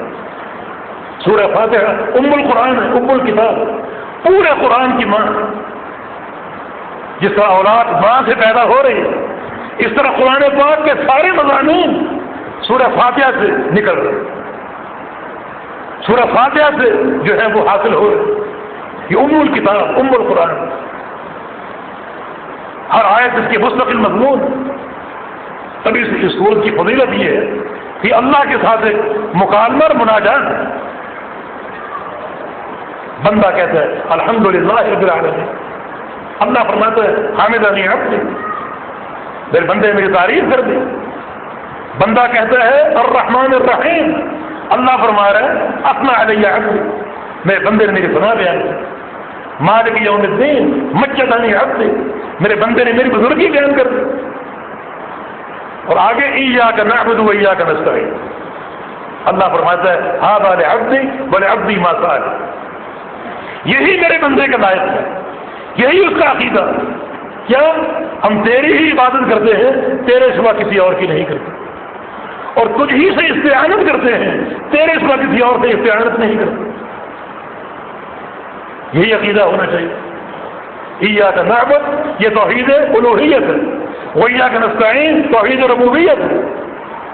بندے نے دونوں توحیدوں کو اقرار کیا، عبادت بھی تیری، استعانت بھی تجھ سے، اور یہ توحید خالص۔ اب بھلے عبدی ما سأل، اب میرا بندہ جو مانگے گا دوں گا۔ اب عمل کرو، دعائیں کرو، جو کرو گے قبول کروں گا، جو طلب کرو گے عطا کروں گا۔ بندہ طلب کر اہدنا الصراط المستقیم، صراط مستقیم کی ہدایت دے، یعنی یہ دعا، اس کی صحت، اس کی قبولیت مرتب ہے توحید پر، پہلے توحید پھر دعا پھر عبادت۔ دعا قبول ہوگی، عبادت قبول ہوگی، عقیدہ توحید، تو پہلے توحید۔ پورا دین دین توحید ہے، ہر عمل کی اساس توحید ہے، ہر عمل کی قبولیت توحید پر ہے، ہر عمل کی صحت توحید پر ہے، ہر عمل کے ساتھ ساتھ توحید ہے۔ کون سا عمل توحید سے خالی؟ چھوٹے سے چھوٹا عمل لے لیجیے. آپ کھانا کھاتے ہیں بسم اللہ پڑھ کر, اللہ کا نام لے کر, یہ توحید کا ذکر ہے. وضو کرتے بسم اللہ پڑھ کر, توحید کا ذکر ہے. حتیٰ کہ اپنا پہلو بستر پر رکھتے ہیں بسم اللہ کی ذات و جمری, بسم اللہ پڑھ کر, یہ توحید کا ذکر ہے. حتیٰ کہ بستر سے ازدواجی تعلقات بسم اللہ اللہ جن الشیطان جن بھی شیطان ہمارا دفتر, توحید کا ذکر. نیند سے بیدار ہوتے ہیں تو پھر بھی توحید کا ذکر. الحمدللہ الذی احیانا بعد ما اماتنا والیہ النشور. کون سا عمل ہے جو توحید سے خالی ہے؟ ہر عمل سے پہلے توحید ہے, ہر عمل کے ساتھ ساتھ توحید ہے, اور ہر عمل کے بعد بھی توحید ہے. آغاز بھی توحید, اختتام بھی توحید. قرآن کا آغاز الحمدللہ رب العالمین, اختتام قل اعوذ برب الناس ملک الناس الہ الناس. صفات تعبد کہ پناہ اللہ کی طلب کی جاتی ہے. نبی کو اللہ حکم دے تو کہ میں رب الناس کی پناہ پکڑتا ہوں. لوگ نبیوں کو کس مقام پر بٹھا دیتے ہیں؟ یہ حاجت روا ہے اور یہ مختار کل ہے. نبیوں سے کہلوایا جا رہا ہے کہ تو کہ اے محمد صلی اللہ علیہ وسلم میں پناہ پکڑتا ہوں اللہ رب العزت کی جو رب الناس ہے, ملک الناس الہ الناس, تاکہ لوگ سمجھ لیں کہ اللہ رب العزت ہی ہر اختیار کا مالک ہے, وہی پناہ دینے والا ہے, ہر قدرت اور طاقت کا مالک ہے. انبیاء جیسے انسان بھی اس کے سامنے بے بس ہیں, مقہور ہیں. اللہ قاہر, اللہ حاکم, اللہ عطا کرنے والا, اللہ پناہ دینے والا. تو توحید کے بغیر کچھ نہیں. اصل چیز توحید ہے اور آغاز توحید ہے.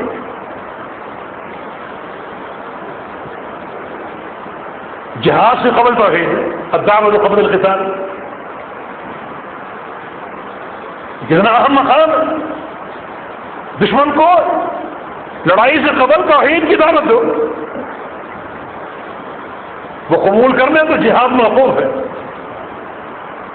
قبول نہ کرے تو پھر اس کو جزیہ کی دعوت دو کہ تمہیں جزیہ دینا پڑے گا. قبول کر لے تو ٹھیک ہے, قبول نہ کرے پھر قتال. اسی لیے پیغمبر اسلام کی حدیث ہے اسلام رجل واحد خیر لی من قتل الف کافر. ایک شخص کا میری دعوت سے اسلام قبول کر لینا مجھے اس بات زیادہ محبوب ہے کہ میری تلوار سے 1000 کفار کا قتل. یہ دعوت توحید کی فضیلت کہ ایک کافر کا اسلام قبول کر دینا اس کا اجر زیادہ ہے بنسبت اس بات کے کہ آپ کی تلوار سے 1000 کفار کا قتل.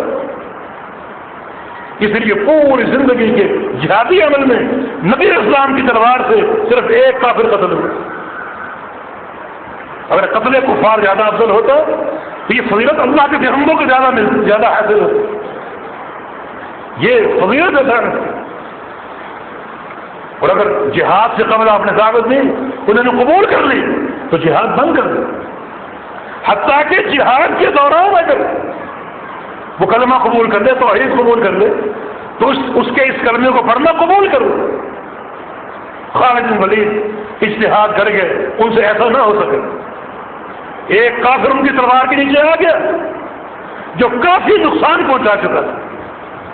جب تلوار کے نیچے آ گیا اسے موت سامنے دکھائی دے رہی, اس نے کہا کہ لا الہ الا اللہ, آپ نے اسے قتل کر دیا. معاملہ اللہ کے پیغمبر تک پہنچا اور اللہ نے طلب کر دیا کہ خالد تم نے یہ کیا کیا؟ فقتلته بعد ما قال لا الہ الا اللہ. اس نے لا الہ الا اللہ کہا تو تم نے پھر قتل کر دیا. خالد نے جواب دیا کہ اس نے جان بچانے کے لیے کہا. فرمایا ہر شققت من قلبہ, تم نے اس کے دل کو چیرا تھا کیا؟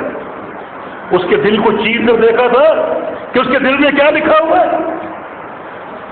اور آپ بار بار فرما رہے ہیں اللہم انی ابرؤ الیک مما صنع خالد. یا اللہ خالد نے جو کچھ کیا میں اس سے بری ہوں, میرے اس سے کوئی تعلق نہیں. بلکہ فرمایا کہ خالد کیف تصنع بلا الہ الا اللہ اذا جاءت یوم القیامہ, اس کا کلمہ لا الہ الا اللہ اگر قیامت کے دن آ گیا تو کیا جواب دو گے؟ کیا کرو گے؟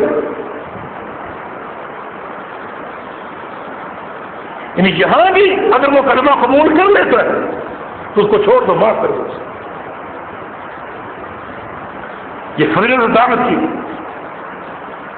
اور توحید اس مرحلے پر بھی اگر قبول کر لی گئی ہے تو اس کو مان لو، قبول کر دو.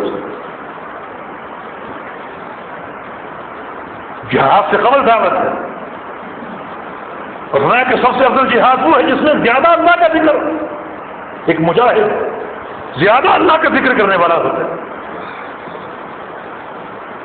اور ہر عمل کے ساتھ ساتھ ذکر. توحید سب سے پہلے، اور توحید سب سے بعد، اور توحید پورے عمل کے ساتھ، اور توحید ہر عمل کی قبولیت کی بنیاد اور بنیادی شرط. ایک سوئی کے ناکے کے برابر اگر شرک آ جائے اللہ تعالیٰ سارے اعمال مسترد کر دے. صرف میرے آپ کے نہیں بلکہ اللہ نے انبیاء کے بارے میں فرمایا وَلَقَدْ أُوحِيَ إِلَيْكَ وَإِلَى الَّذِينَ مِن قَبْلِكَ لَئِنْ أَشْرَكْتَ لَيَحْبَطَنَّ عَمَلُكَ. اے محمد صلی اللہ علیہ وسلم، ہم آپ کی طرف وحی کر رہے ہیں اور آپ سے قبل ہر نبی کو بتا چکے ہیں وحی کر کے کہ اگر تم نے بھی شرک کر لیا تمہارے بھی سارے عمل برباد ہو جائیں، سب ختم برباد. اگر تم نے بھی شرک کر شرک کی نحوست. انبیاء کے عمل تو قوموں کے لیے مثال ہوتے ہیں. قوموں کو حکم ہے کہ اپنے اپنے نبی کے عمل کو دیکھو، اس کی پیروی کرو. لیکن فرمایا کہ اگر انہوں نے بھی شرک کر لیا تو ان کی بھی تمام نیکیاں برباد کر دیں. نبوت کا تاج چھین دوں گا، خسارہ پانے والوں میں شامل کر دوں گا. کتنی بڑی تعزیز. تو اگر ہم سب سے پہلے توحید کہ منہج کو قبول نہ کریں ہماری عبادات قابل قبول ہوگی. تو آج جو مناہج پیدا ہو رہے ہیں اس تقریبی سیاست کے تحت کہ لوگوں کو گھیرو، ایک مداری والا کام کرو دگنے کی بجائے تاکہ زیادہ لوگ اکٹھے ہوں. یہ تجمع کا منہج دین اسلام نے کہا ہے. کتاب و سنت نے ہر مقام پر اکثریت کی تصنیف کی. تھوڑے بندے شکر گزار ہوتے ہیں، تھوڑے بندے مومن ہوتے ہیں، اکثر لوگ حق کو ناپسند کرنے والے ہوتے ہیں. منہج تقریب کا دین سے کوئی تعلق نہیں. اس تقریب کے بہت سے اہداف و مقاصد، لیکن جو منہج صافی جو انبیاء نے پیش کیا وہ توحید. ایک اور ذہن ہے اور وہ ہے اقامت خلافت. گھر سے نکل رہے ہیں نظام خلافت قائم کرنے کے لیے. کچھ ڈاکٹروں کو یہ مرض لاحق ہے، ان کی عجیب ہی اصرار ہے نظام خلافت قائم کرنے کے لیے، اور پھر لوگوں سے بیعت لیتے ہیں. اور یہ دونوں بدعت ہیں.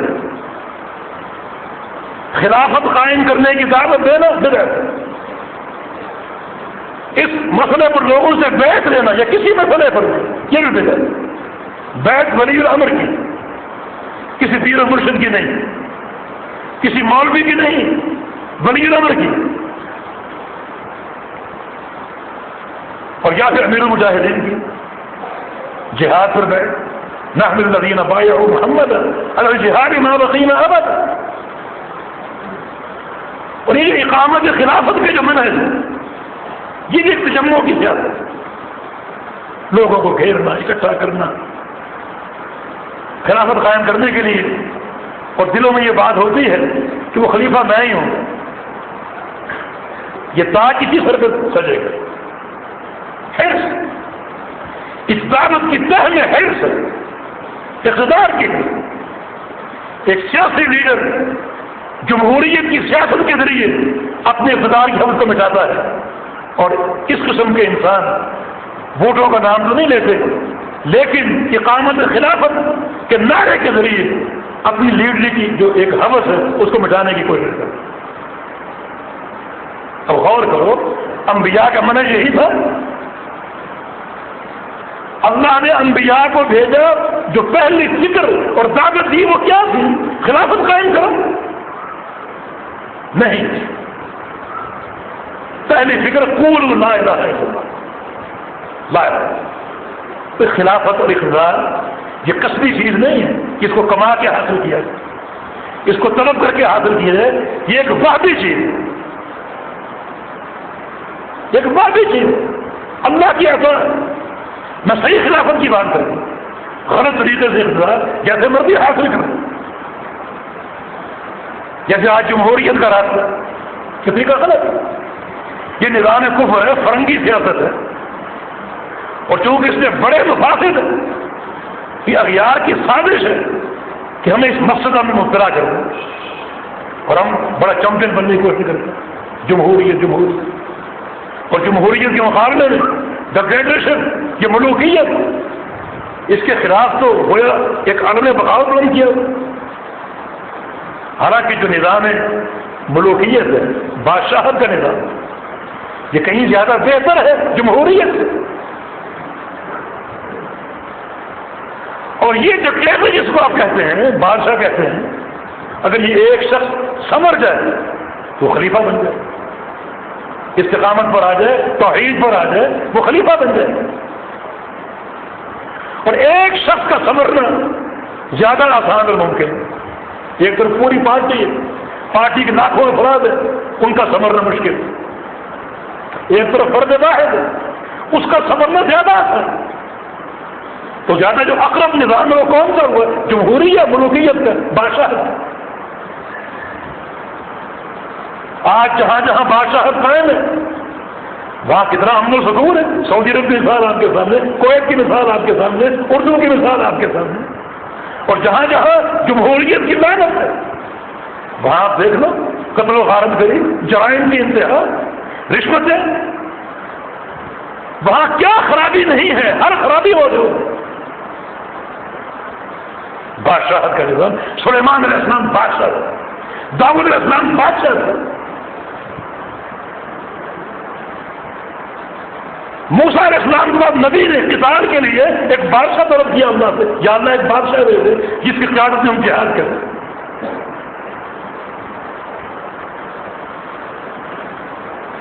یہ جو اقتدار کی حوث کی سیاست ہے یہ در حقیقت عقیدہ اور توحید کو الغار کرتی ہے. تو ان تمام چیزوں سے بالا تر ہو کر خالص دین کی طرف آئے، قولوا لا الہ الا اللہ، دعوت دیتے رہو. لوگ قبول کر لیں تو بھی ٹھیک ہے، نہ کریں تو بھی ٹھیک. تم کو اللہ کے ہاں سرخرو کامیاب ہو. نبی علیہ السلام کی حدیث ہے قیامت کے دن کچھ انبیاء ایسے ہوں گے جن کے ساتھ بڑی جماعت ہوگی، کچھ ایسے ہوں گے جن کے ساتھ چھوٹی سی جماعت 25-30 افراد، کچھ ایسے ہوں گے جن کے ساتھ 2 انسان ہوں گے، کچھ ایسے ہوں گے جن کے ساتھ 1 شخص ہوگا، کچھ ایسے ہوں گے جو اکیلے کھڑے ہیں. کامیاب وہ بھی ہے جس کے ساتھ بڑی جماعت ہے اور کامیاب وہ بھی ہے جو تنہا کھڑا. ہم یہ ہمت نہیں کر سکتے کہ یہ نبی ناکام ہو گیا، نعوذ باللہ. یہ تو سیاسی سوچ ہے، ایک جمہوری سوچ ہے کہ فلاں شخص کو ایک ووٹ پیدا نہیں کر سکا، ناکام ہے. اس کی جماعت کو ایک ٹانگے کی سواریاں، ناکام ترین انسان. یہ جمہوری سوچ. نبی اکیلا کھڑا کامیاب اس لیے کہ منہج کے ساتھ وفاداری، توحید، عقیدہ، اس میں کوئی لور دو نہیں، کچھ مان لو کچھ منوا لو نہیں. اس میں دو پالیسی، خالص دین ہے. لوگ آتے ہیں تو ٹھیک ہے، نہیں آتے تو بھی ٹھیک. آپ تو کامیاب ہیں نا. اس کے برعکس ہم اس دعوت کا اہتمام نہ کریں اور یہ جو آج کل کے نعرے ہیں، خلافت کا قیام، جمہوریت اور سیاست تقریر، ووٹ پیدا کرو اور لوگوں کو گھیرو تاکہ مال زیادہ ملے، عقیدے کی پرواہ نہیں. یہ لوگ اگر چند روزہ چاندی پیدا کر بھی لیں تو کوئی فائدہ نہیں ہے، کچھ حاصل نہیں ہوگا. بتائیے ایسے لوگوں کے کردار سے آج تک دین کو فائدہ ہوگا؟ کیا فائدہ؟ کچھ لوگ اگر تیار ہوتے بھی ہیں وہ بھی انہی جیسے گول مول ہوتے ہیں. اقتدار تو منہج ہے ہی نہیں. ہاں اگر تم توحید کی خدمت کرتے ہو اور تمہاری دعوت کامیابی سے پھیلتی تھے، جیسے محمد رسول اللہ صلی اللہ علیہ وسلم دعوت دیتے رہے، اللہ نے کامیابی دی. شروع میں بڑے کٹھن حالات تھے. مکہ میں 13 سال دعوت توحید سے ارتکاب کی. اور مودودی صاحب نے لکھا ہے کہ مکی زندگی کے عمل سے ناکامی کے بعد آپ مدینہ چلے، اس کو ناکامی کہا گیا۔ اللہ اکبر، کیا گستاخانہ قلم ہے، منہج نبوی ناکام ہے۔ وہ مکی زندگی جس میں ابوبکر صدیق حاصل ہوا، عمر بن خطاب حاصل ہوا، عثمان غنی حاصل ہوا، وہ ناکام زندگی۔ وہ عمر جس نے 22 لاکھ مربع میل علاقے پر اسلام کا پرچم لہرا دیا، وہ ناکام زندگی۔ کتنے یہ قابل ترس لوگ ہیں، اقتدار کے پجاری، اقتدار کے حریص۔ لا الہ الا اللہ، اس کی خدمت کرو، اس پیغام کو آگے پہنچاؤ۔ اگر اس قابل اللہ نے سمجھا کہ تمہیں اقتدار دیا جائے تو اللہ عطا فرما دے۔ اقتدار ایک وہبی چیز ہے، کسبی چیز نہیں۔ تو پہلے توحید ہے، ان مناہج میں پہلے سیاست ہے، تقریر کی سیاست، پیسے کی سیاست، ووٹوں کی سیاست، یا قیام خلافت کے نعرے کو بڑا خوبصورت سمجھا جاتا ہے، لیکن یہ بھی غلط ہے۔ کسی نبی کے مرے یا کسی نبی کی تعلیم نے، کسی نبی نے امارت قائم کرنے کی کوشش نہیں کی۔ دعوت دی ہے، دعوت دی ہے، کامیاب ہو گئی، خلافت مل گئی، نہیں ہوئی، نہیں ملی۔ اگر نہیں ملی تو وہ نبی ناکام نہیں ہے، وہ کامیاب ہے۔ اس لیے کامیاب ہے کہ اس نے منہج کے ساتھ، توحید کے ساتھ، تعلق باللہ کے ساتھ پوری وفاداری کی، اور یہ اصل سرمایہ جس کی ضرورت ہے۔ یہ دین توحید، اس کا فہم ضروری ہے، اور یہ کامیابی کی اساس اخلاص کے ساتھ اس منہج پر قائم رہنا، وفاداری کرنا۔ نبی علیہ السلام نے دعوت دی اور کچھ مستضعفین کو مارا گیا، بلال حبشی۔ کیا اختلاف تھا قوم کو، کیا اختلاف؟ انہیں گرم کوئلوں پر کیوں گھسیٹا جا رہا ہے؟ ان کے سینے پر بھاری سل کیوں رکھی جا رہی ہے؟ گلے میں رسی باندھ کر مکہ کے اوباش بچوں کے سپرد کیوں کیا جا رہا ہے؟ ان کو گھسیٹتے تھے، اور ان کی ایک ہی آواز ہے، اللہ احد، اللہ احد، اللہ ایک ہے۔ اختلاف کا نقطہ یہی ہے، لیکن جب تک کوئی شخص اپنے شرک پر قائم ہے، اس وقت تک اس سے کوئی اتفاق اور اتحاد نہیں ہو سکتا۔ وحدت کی اساس توحید۔ نبی علیہ السلام کو بڑی پیشکش ہوئی کہ آپ کتنا مال چاہتے ہیں، ہم آپ کو دینے کے تیار۔ کوئی خوبصورت عورت اگر چاہتے ہیں آپ کے نکاح میں دے دیتے، بادشاہ چاہتے ہیں وہ لے لیجیے، مکہ کی آپ اقتدار لے لیجیے، بادشاہت لے لیجیے، ہم آپ کو دے دیتے ہیں۔ آپ یہاں کے چودھری بن جائیں، رئیس بن جائیں، نکاح کرنے کسی عورت سے، خوبصورت عورت سے، مال کہیں کتنا چاہیے ہم جمع کر کے آپ کو دیتے ہیں۔ آپ نے کوئی چیز قبول کی، اقتدار بھی پیش ہو رہے، اقتدار کو بھی ٹھوکر مار دیں۔ یہ اقتدار غیر طبیعی ہے، یہ طلب کیا جانا، مانگ کے لینا، یہ اقتدار نہیں ہوتا۔ اقتدار طبی مفید ہے اور فائدہ ہوا ہے۔ آپ نے ہجرت کی، مکہ چھوڑ دیا، یہ چودراہٹ جو آپ کو دی جائے ٹھکرا دیا، اس کو دولت بھی ڈالیے، ختم، سب ختم، حتیٰ کہ مکہ چھوڑ کے مدینہ آ گیا۔ پھر جہاد فرض ہوا، پھر دعوت کے ساتھ جہاد کا فریضہ مل گیا، اس مکے کو دوبارہ فتح کیا۔ اس دعوت و جہاد کے ساتھ اب یہ طبی اقتدار حاصل ہوا۔ پہلا کام آپ نے کیا کیا؟ وہی پہلے توحید، بیت اللہ میں داخل ہو گئے، عصا آپ کے ہاتھ میں، تلوار آپ کے ہاتھ میں، اور بتوں کو توڑتے جا رہے، کوئی ایک انگلی بھی نہیں اٹھی۔ اگر غیر طبی اقتدار قبول کر لیتے بتوں کو یہ توڑ پاتے؟ اس وقت اقتدار قبول کرنا یہ توحید کی مفاد میں نہیں تھا۔ آج کا اقتدار مفاد میں ہے توحید کے۔ کوئی ایک آواز نہیں اٹھ رہی، ایک انگلی نہیں اٹھ رہی، اجی کو بھیجا، ایک ایک گلی میں، چوک چوراہے میں جاؤ، کوئی اگر مورتی نظر آ رہی ہے اسے مسخ کر دو، اونچی قبر نظر آ رہی ہے اسے برابر کر دو، سطح زمین، چلے گئے، اور یہ سارا کام کر کے آ گئے۔ کوئی ایک اظہار کرنے والا نہیں ہے، کوئی ایک معارضہ کرنے والا نہیں ہے، محاسبہ کرنے والا نہیں ہے۔ جان حق وضاحت الباطل، اور یہ ہے کبھی طریق، حق آ گیا تو باطل چلا گیا. یعنی باطل کب جاتا ہے؟ حق آنے سے. باطل موجود ہو، کچھ مان لو کچھ منوا لو، حق کبھی نہیں آئے. پہلے حق آئے گا پھر باطل جائے گا، توحید آئے گی شرک جائے گا، پہلے توحید. تو مکہ فتح کیا، پہلا کام کیا کیا؟ توحید.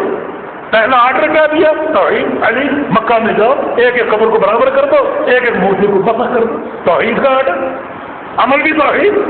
ایک اسٹیٹ اگر قائم ہوتی ہے تو پہلا معاملہ توحید کا، پہلی خدمت توحید کی. یہ آپ نے ثابت کر دیا. اور میرے دوست توحید کیا ہے؟ اللہ کو ایک جاننا، ایک ماننا، اس کی ساری صفات میں، اس کے معبود ہونے میں، اس کے رب اور خالق اور مالک ہونے میں. ان باتوں کو مان لو دل کی گہرائیوں سے. پھر آپ دیکھیں کہ عبادات میں کیا مزہ آتا ہے. جب خالق کائنات کی معرفت ہوگی، اور میرے نزدیک کی معرفت حاصل کرنا ضروری. اللہ نے آسمان بنائے، زمینیں بنائی، یہ درخت اور یہ پہاڑ، سمندر، دریا، باغات، سبزیاں، سورج، چاند، ستارے، خالق کائنات کا نظام. ان کے فائدے ہوں گے بہت سے، آسمان کے فائدے، زمینوں کے فائدے، بارشوں کے فائدے، اور جناب پہاڑوں کے فائدے ہوں گے بہت سے.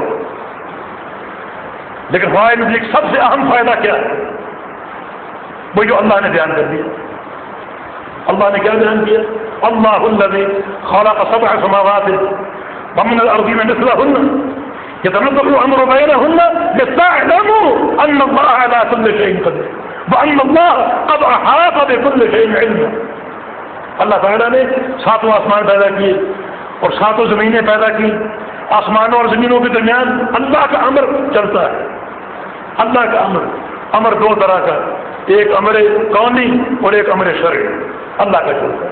امر کونی تقدیر کے فیصلے اللہ نے کر دیے ہیں، سب کچھ اس کے مطابق ہو. امر شرعی اللہ کی شریعت کے اوامر، نماز قائم کرو، زکات دو، روزے رکھو. اللہ کا امر چل رہا ہے، نازل ہو رہا ہے. یہ سب کچھ کیوں ہے؟ آسمان کیوں پیدا کیے؟